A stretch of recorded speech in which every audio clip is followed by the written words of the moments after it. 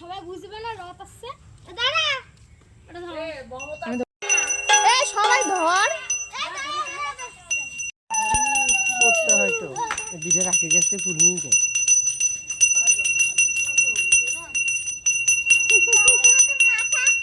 জয় জগন্নাথ। ঘরে আসলে ফুল তো ঢাকবেই।